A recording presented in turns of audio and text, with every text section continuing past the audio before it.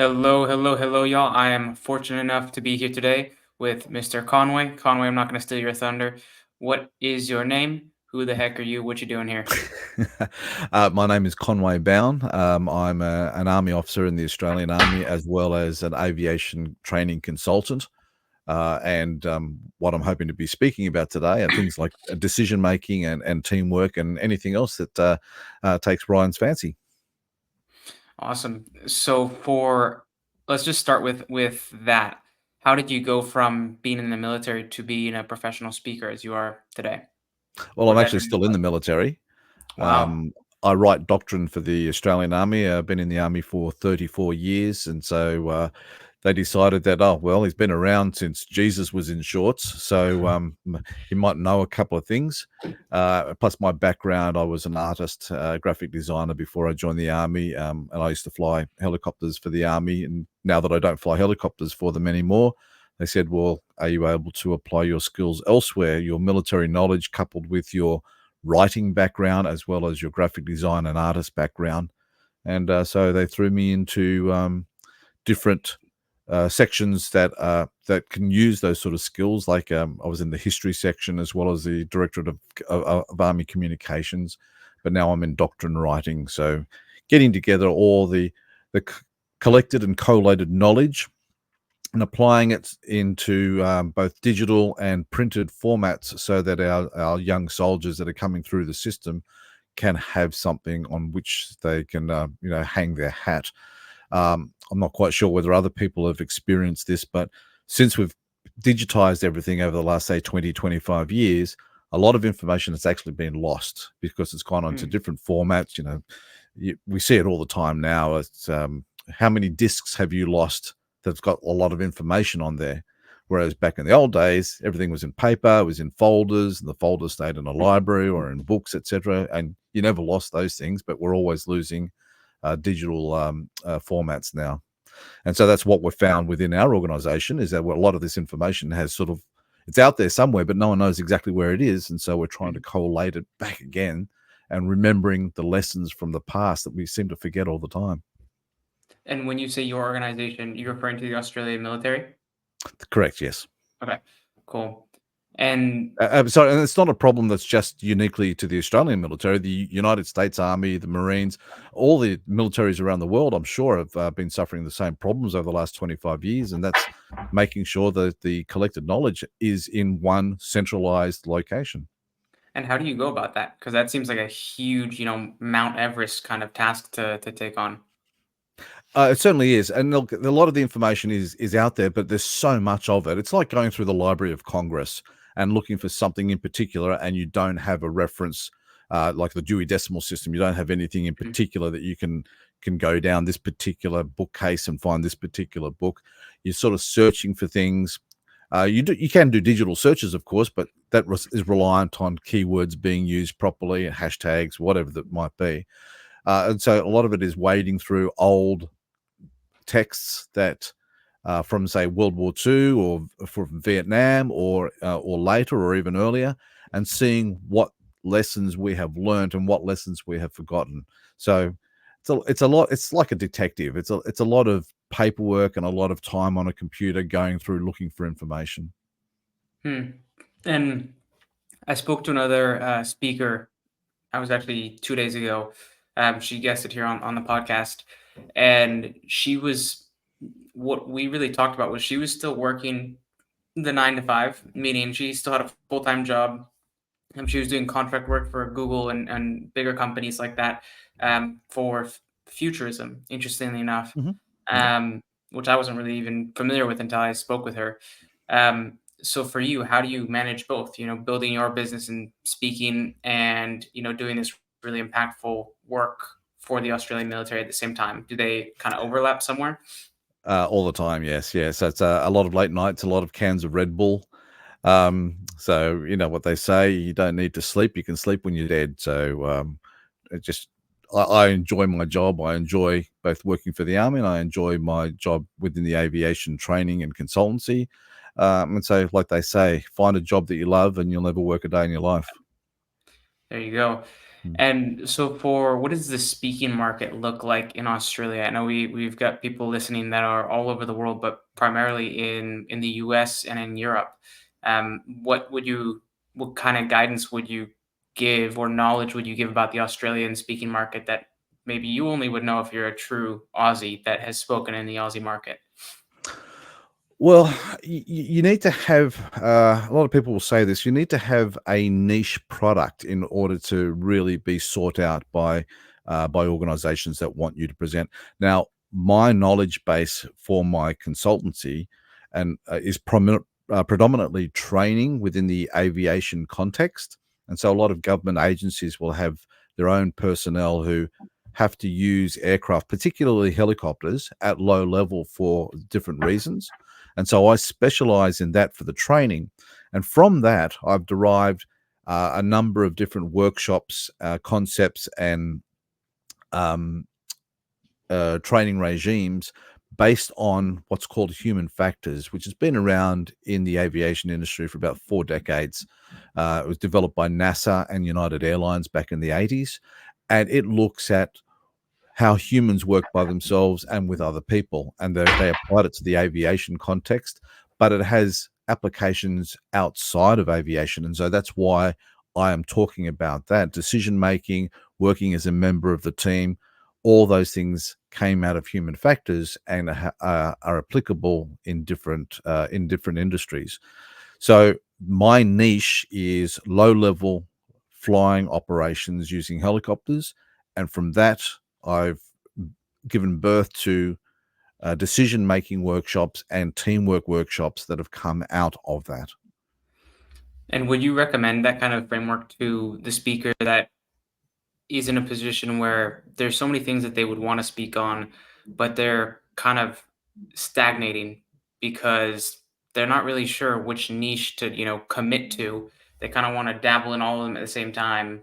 But what you're Yeah. saying is, hey, you pick one, you dive into that, and that can lead to other more kind of umbrella levels of speaking opportunities. What would you say for them? Oh, look, that's a very, very good point. What you're describing there is called thematic vagabonding. So your theme, you like a vagabond is like a hobo. So Yeah. you go from one thing to the other, one theme to the other.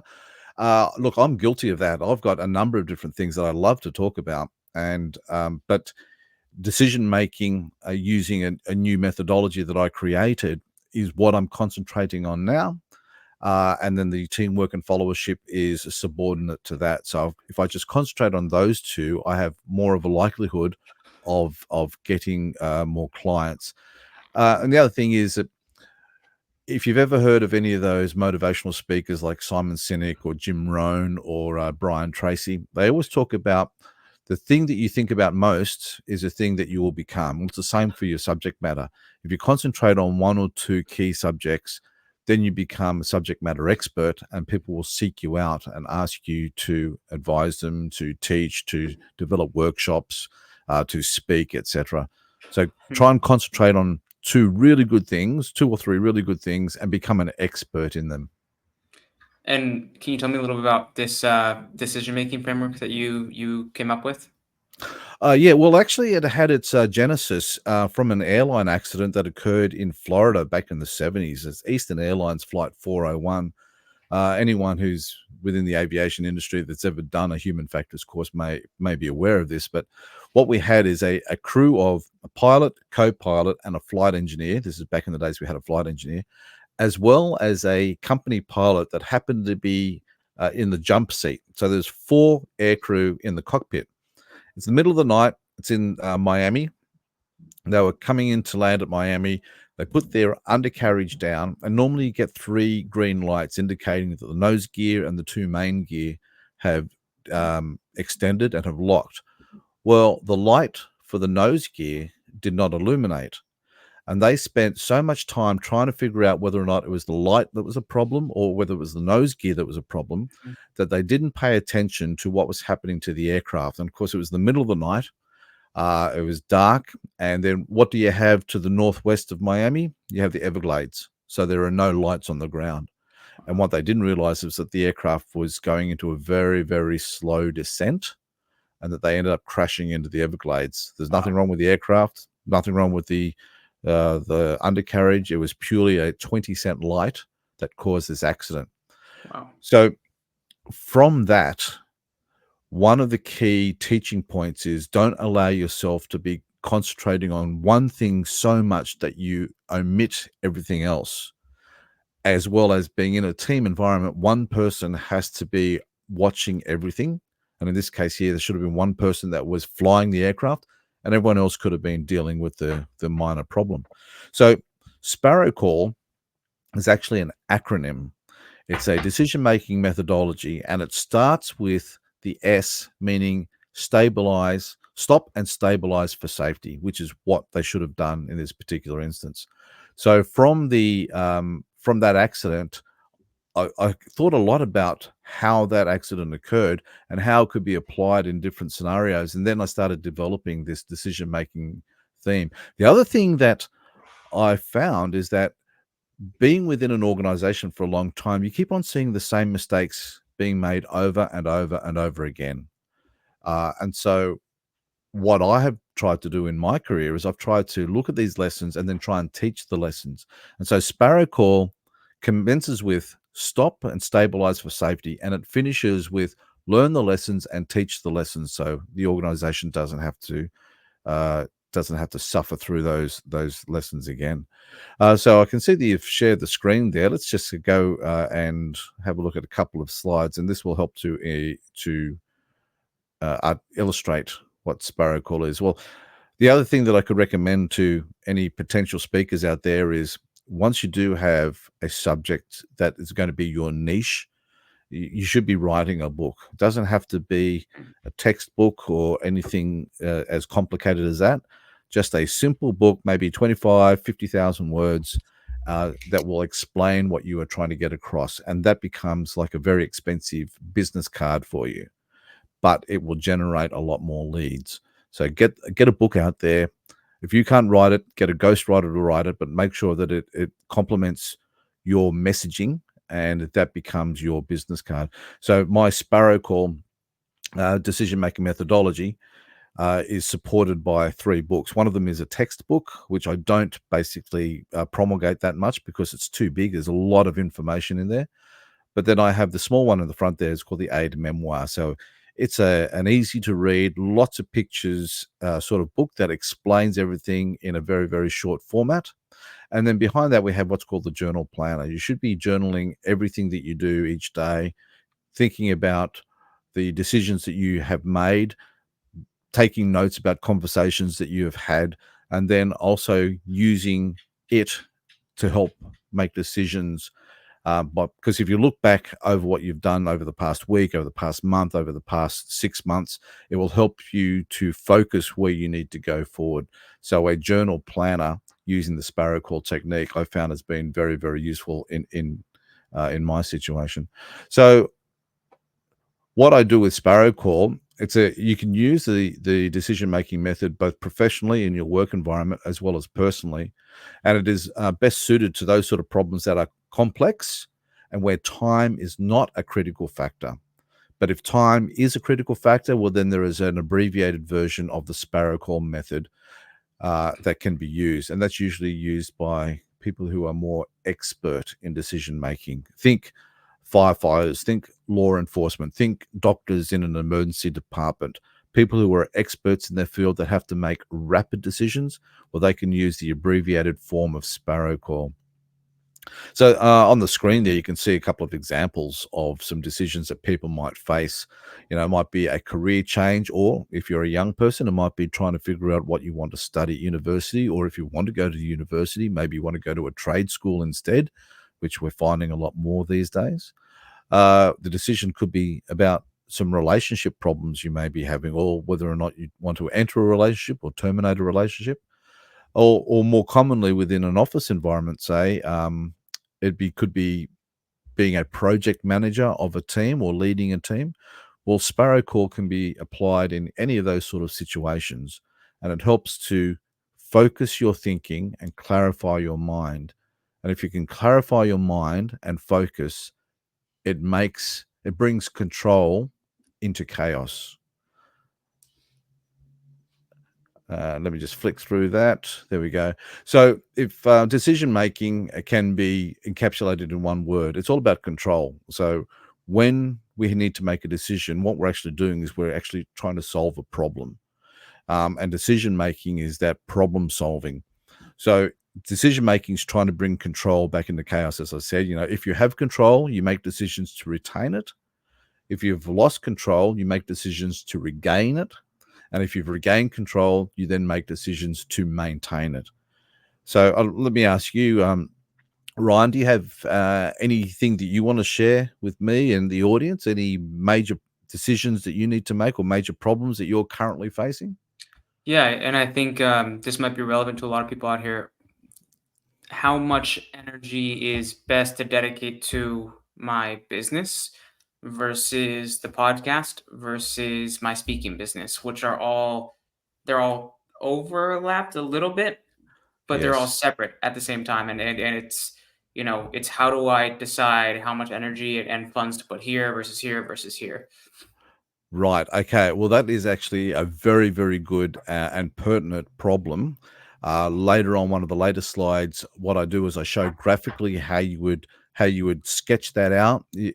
A business plan is your ideas on a page. Well, the Sparrow Call decision making method trains you to graphically make a business plan. So the business plan you make is actually a diagram, and that diagram helps you to figure out what phases and what time frames you need uh, to look to. So you look at a 1 month, 6 month, 12-month time frame, and the things that you need to be achieving in those time frames. And if you do that graphically as an illustration, you can have it up on your desk, and you can be referring to it each day and say, I'm ahead of schedule or I'm behind schedule. And just knowing that helps to motivate you. You can also see where there are complementary efforts that can be made. So you were speaking before about, say, the podcast and your speaking. Well, I think you're doing a really good job, to be honest, because you have an interest in, say, TED Talks and speaking engagements, and your podcast concentrates on that. So there is that overlap. And I understand your problem there of trying to figure out how much time you need to devote to each, much financial resources you need to devote to each. So the Sparrow Call method allows you to focus and clarify specific parts of the problem, then illustrate it, and then have it up there so you can keep on referring to it. So you find that you don't go down the rabbit holes of trying to chase your tail somewhere. You look at your business plan, which is the what we call a line of effort diagram, the illustrated business plan, and you can see, oh, I'm behind schedule. I need to put more effort into this particular task. I'll show you what I mean. I'll just flick through a few of these. We don't need to worry about that. So I'm sure that you can cut this out later on. Yep. Yeah. All right, here we go. So this is what's called a line of effort diagram. It's a business plan on a page, and I'll just explain it for you. Let me get my laser pointer. So what we have here, this big square at the end there, this is your end state. So the end state is where you want to be. It's how you want the world to look. And the end state usually is accompanied by some sort of emotion, either relief or pride or something similar. Before that, we have this red circle. That's your objective. Now, an objective is a specific, measurable event, task, or achievement that you need to achieve in order to get to the end state. So you can have multiple objectives on your way to reaching that end state. The example could be, say you wanted to get a degree in law. You would have to pass a number of exams in order to get that degree. And one of those exams might be, say, contract law. Well, that would be a specific objective. You need to study, do assignments in order to pass contract law on your way to the end state of graduating and getting your degree in law. So the objectives are specific and measurable, and the end state is how you want the world to look when you have achieved all your objectives. And in this case here, you want to be a lawyer. You'd have pride in finishing your law degree, and then you start your new career. So the line of effort diagram that you can see there with the green triangles and the stars are the specific decisive events on the path to achieving that objective, which is a stepping stone to the end state. So what you can do is you can draw a number of lines of effort like this. And for you, maybe you'd have a line of effort for, say, your podcasts, and a line of effort for your talking engagements. And you can compare when the decisive events are on your line of effort towards your objective and where the overlaps are. And maybe you want to say you want to have 3 podcasts out within the next 2 weeks.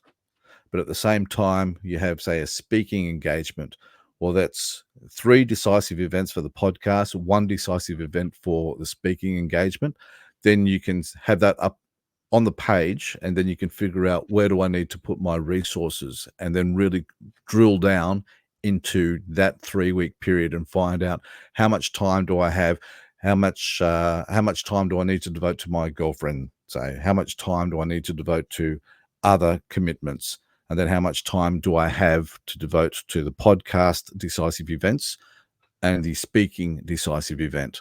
And by doing that, you're organizing your time, and then you make yourself much more efficient in achieving those outcomes. And that's the way that you are able to make better decisions, because you get clarity in your purpose and you get more control in the things that you need to do because it's become clearer to you.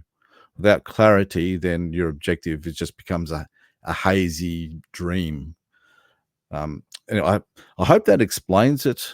Explains how this works. It sounds very simple, but you'd be surprised at how many people actually don't do it. And how have you applied this to growing your own speaking business in your business? Okay, I don't have the diagram here, but I use a line of effort diagram for the development of my customer base. When I want to have things like advertising done, who I want to advertise with, any cold calling for different businesses, things like podcasts, who should I be inquiring with to, say, get onto a podcast, or I have some customers in the States that I want to try and develop. And so I'll put all those down as decisive events. And then I'll have, there's 2 more books that I'm writing at the moment, and one of those will complement my speaking. And so I need to know how many chapters I need to have finished by which particular time.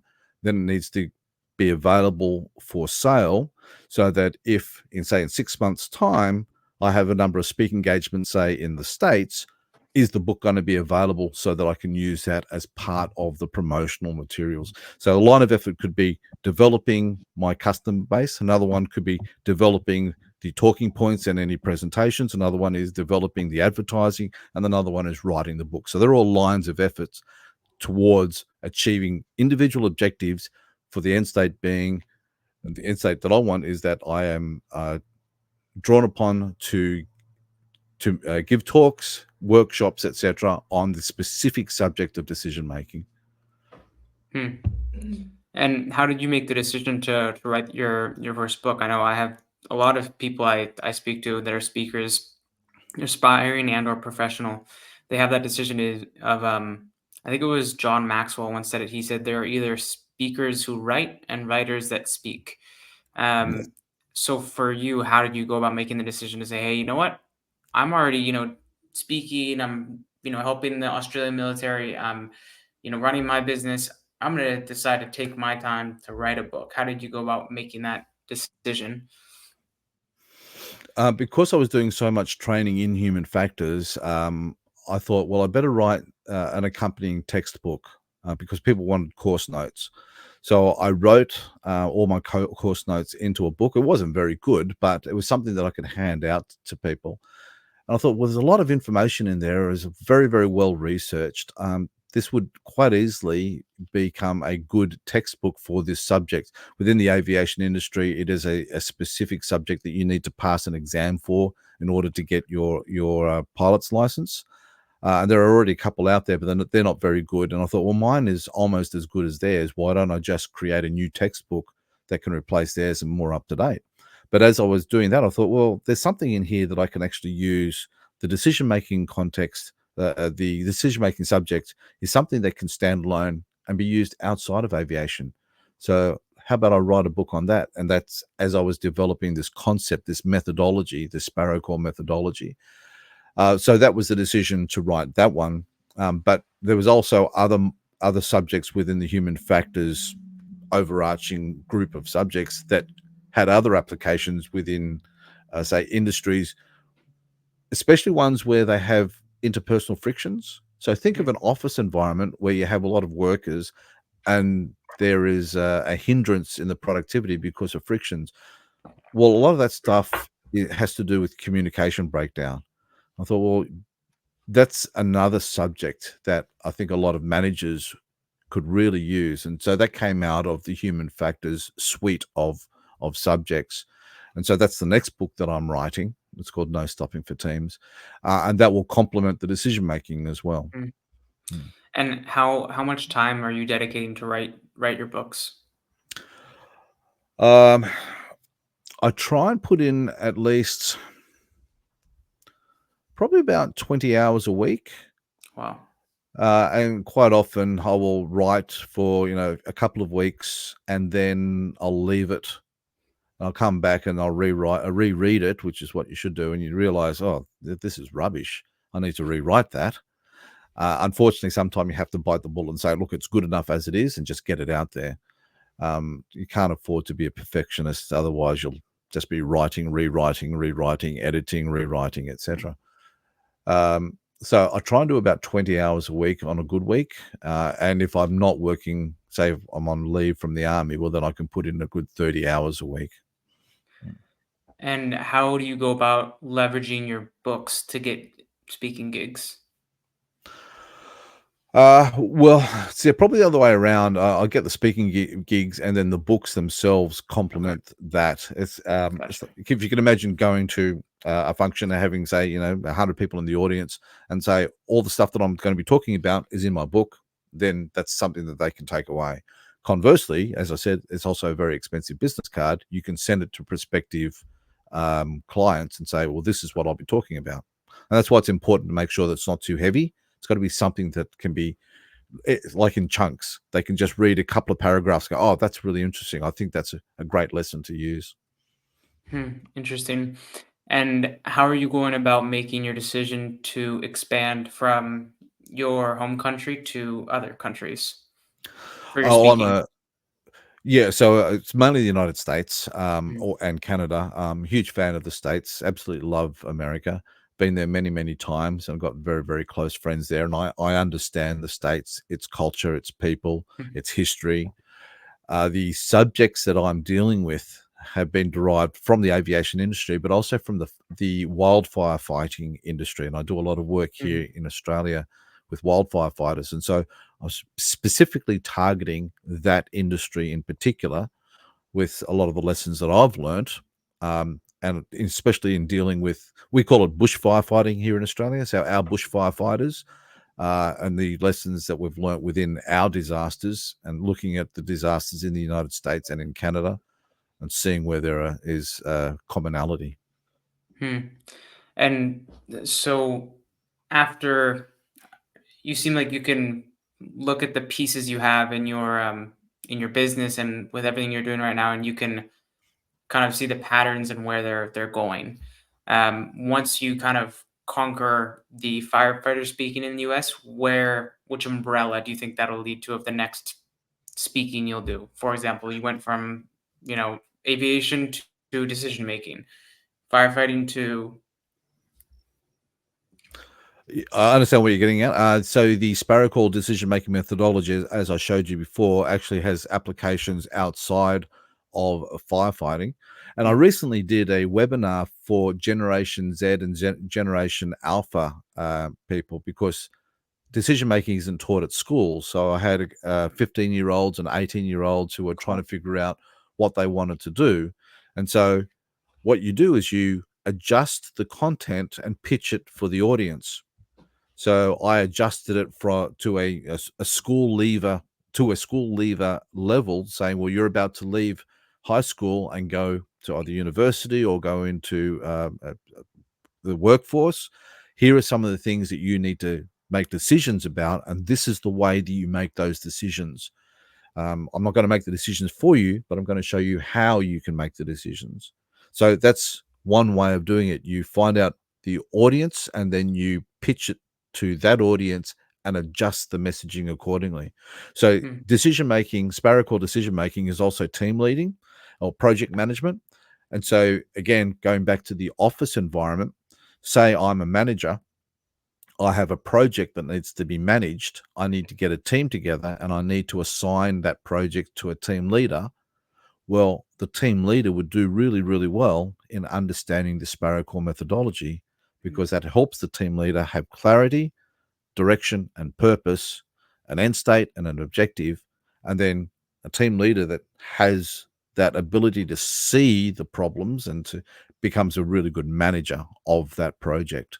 So you can use the Sparrow decision making methodology in just about any context, including, say, an office environment, not just, say, wildfire fighting and those other dynamic and high risk environments.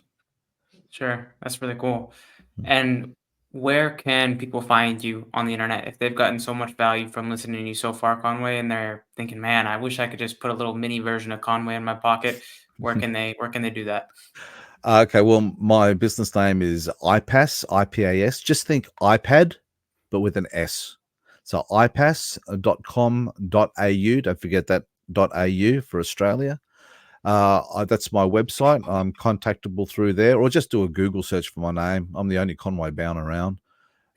So you'll find me if you just do a Google search. Awesome. And now last question here.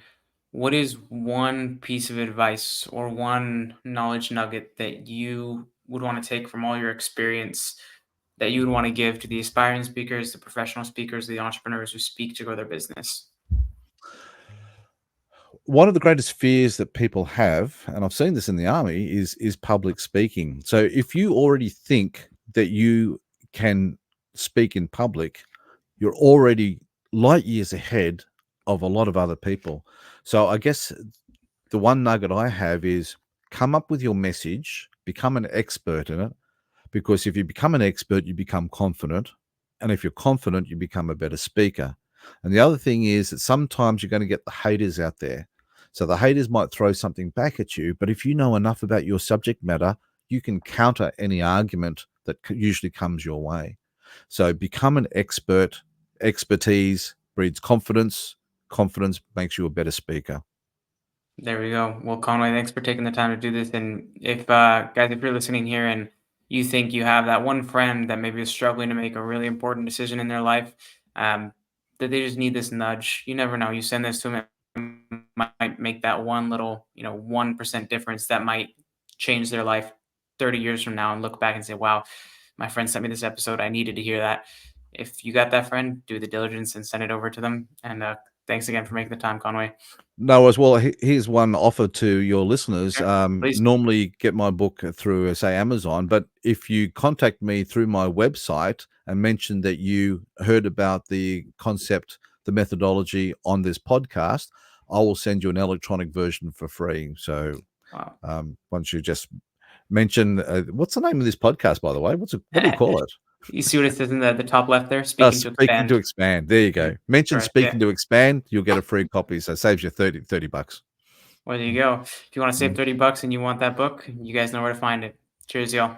Thanks, Conway. Good on you. Thanks, mate.